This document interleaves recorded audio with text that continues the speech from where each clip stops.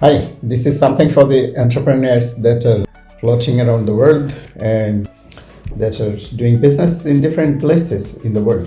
With this bit of uncertainty and a lot of turmoil, at the same time, there are opportunities evolving in the world. As you can see, Canada as a country, say for example, having a little bit of tug of war with the US on the commercial side when the tariffs that have been imposed by Mr. Trump, and Canada has imposed also tariffs on certain goods and services.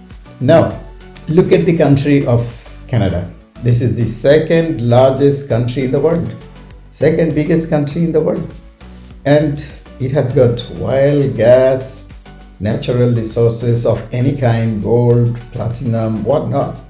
And also the country is so big that this can be the breadbasket for the whole world. Even with the Canadian agriculture, the world can be fed easily. The issue is, this is what I was talking to my wife 5 years back when we were in Canada in 2019, pre-COVID. I did some study on Canada because I wanted to do some business, and I was doing some study, and I saw 70% of their foreign trade is with only one country, with the US. And I was telling my wife, oh my God, how come this country is having 70% of their trade, international trade, export, import with only one country? God forbid, in one of the morning, one of the day, in case if the American government or in case if they have a problem, misunderstanding, difficulties, natural issues, they have a problem with the export to the US or selling their goods to the US, what they will do? This country will go bankrupt even. So this is what Mr. Trudeau said a few days back when he met President Trump. Whereas the reality is they have such a big country, they have so much of natural resources, they have so much of land, oh my God. They have the biggest reserve of the water, cleanest possible water in the world. And the population is too small, I would say, comparing to the country from one side to the other side. If you're even flying, it's about 7, 8, 10 hours flight from one corner to the other corner. And it's a massive big country, but with 37, 38 million population, it's nothing. It's simply nothing.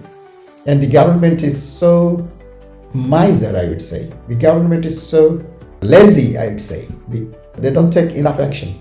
Sorry to say, but I'm nobody, but as a businessman, of course, I have the rights to say, I hope that Canada is not an autocratic country, that they cannot take any observation from anyone. I'm trying to help them in a way. I've been telling them, in fact, I've been telling Excellency Mary Ang and other dignitaries whenever I meet them, whenever I talk to them, and whenever I communicate them, that you should diversify your export. You have an organization called EDC. Instead of EDC, you better make it EDP, Export Diversification Program. Go for an export diversification program and sell your things globally. Why to sell only to the US? What is the reason that you need to sell it to the US, nowhere else? You have big buyers like China, you have big buyers like India, you have big buyers like other Asian countries. You should be selling your agri products and machineries, aerospace items, oil and gas. Add value and sell it to all these Asian countries. Europe, your biggest partner, and they're still very keen to buy things from you. Have a better ties with them. Yes, of course, US is your neighbor and you have a bigger trade. Okay, maintain that as much as possible. But at the same time, you can alternatively create a massive big market globally. And that is what you should do. And you don't sit with your natural resources, with your agricultural productivity, and encourage people to produce more and sell more, earn more. Why to rely on one country, one economy, and one partner?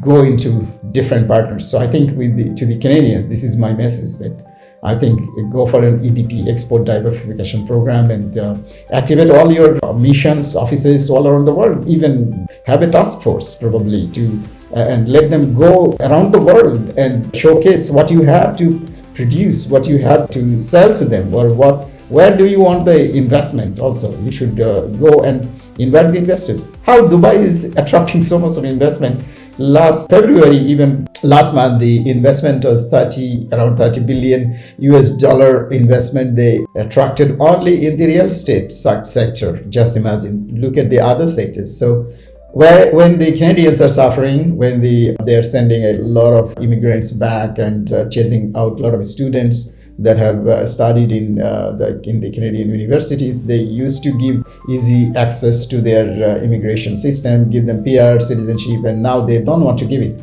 because they don't have enough jobs. Why don't you create enough jobs? Instead of taking Panadol to fix your headache, you want to chop down your head totally. That's not the solutions. That's not what the Canadian leaderships are born, I think. They should have a solution. They should be smart enough. Just doing bully and big talks doesn't make any sense. Go for a bigger action, give the solutions, and you have the best possible boys and girls coming from all around the world to study in your country, and you should be giving them, you should be utilizing them in a way. You are getting the cheapest possible labor with their own cost. Like my son, I have spent more than $500,000 US into your country, and he's fighting for a job. I mean, he's willing to work as a labor. Just imagine, he doesn't, want to come and do my own business. So that's how it is. I would say that you are getting this free labor in a way, or rather they are investing on your economy to put the children to the school and educating them and offering you this free labor. Utilize them, Canada. Step up, go ahead and be the world leader. You are the second biggest country and full of energy. You need a little bit jump. You need to really wake up.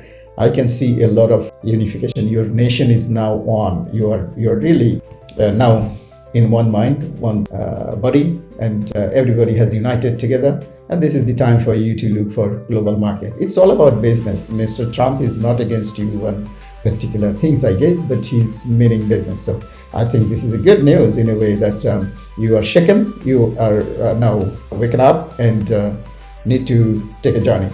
That's it. Thank you.